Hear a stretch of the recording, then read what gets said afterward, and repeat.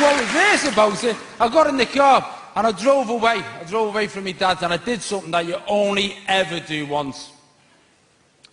I poured petrol into a diesel car. You can feel the pain. It's horrible. It's horrible.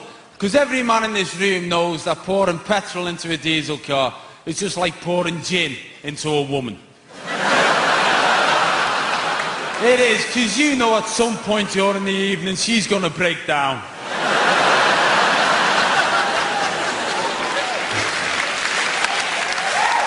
And that's what happened. I poured petrol into a diesel car, I drove off, and after about 5 miles it coughed and it spluttered and it broke down.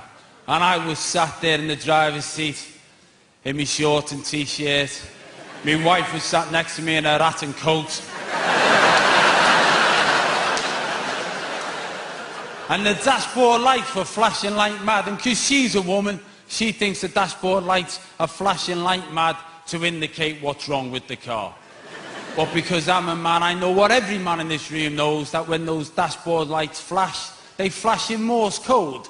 And that Morse code saying, you're a knobhead.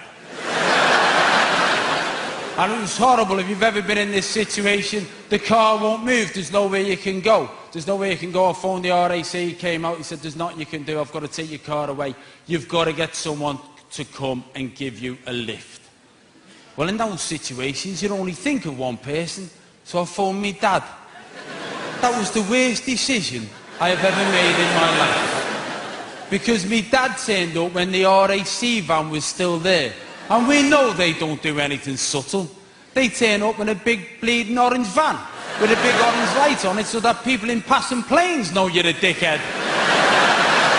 He turned up, he got out the car, I could see the look of disappointment on his face. He came walking over to me, he looked at me, he said, what happened, son? I'm trying to think of something brilliant and mechanical that I couldn't possibly fix. I couldn't think of anything, and it was okay, because obviously my wife was there, so she decided to help. Then he poured petrol in a diesel car, didn't you dickhead? And it was like a pain. It was like a pain going into my dad's heart. It was a dagger of disappointment. I could see the pain in his eyes as he looked at me. He said, you did what? And I didn't know what to say. I just didn't know what to say. I had nothing to offer as an excuse. I just looked at him and I said, well, I've never had a diesel car before, Dad.